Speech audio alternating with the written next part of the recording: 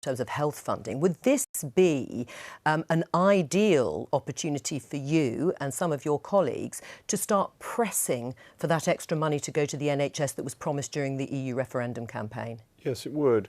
I think that political promises are not subject to footnotes and caveats, and that because it said on the side of the bus £350 million a week extra for the NHS, and because people voted to leave, I think that crystallised in people's mind as a firm political promise, and I think the government should deliver it. And I've said that several times before.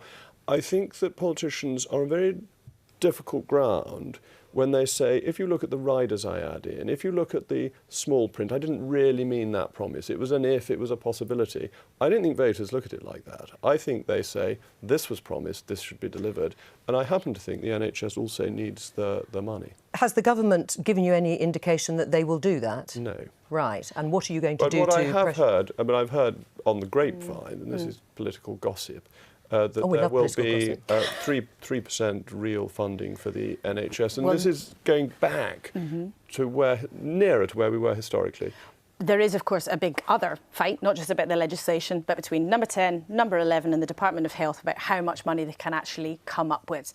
From the Department of Health's view, they are hopeful of something around 3%, as I understand it. But then you talk to people in government who are more hawkish on this, who say, look, the money's got to come from somewhere. So do people want to pay more tax? The government doesn't want to ask people to pay more tax. Therefore, what are you going to do? Because if more money goes to the health service, as such a huge organisation, of course, the question has to be, where is it going to come from? Is it going to come from the MOD, or is it going to come from the Department for Education? And I have to also, I think, just come back on what Rees Mogg said about the 350 million. A lot of people say that your campaign didn't provide caveats to the 350 million, so it's a bit rich for you to be demanding that number 10 fulfills the promise that your side of the campaign made, when that's not a promise that Theresa May made, and it's not a promise that the Remain campaign accepted. I think political promises are created by the election result rather than by who made them, and that created an expectation because we voted to leave that was part of voting to leave. And I don't think the Prime Minister can hide around small print saying, well, I was on the Remain side, so I definitely didn't mean that. But 3% is interesting because between 79 and 97, under tough Tory years, spending in real terms on the NHS increased by 3.4%.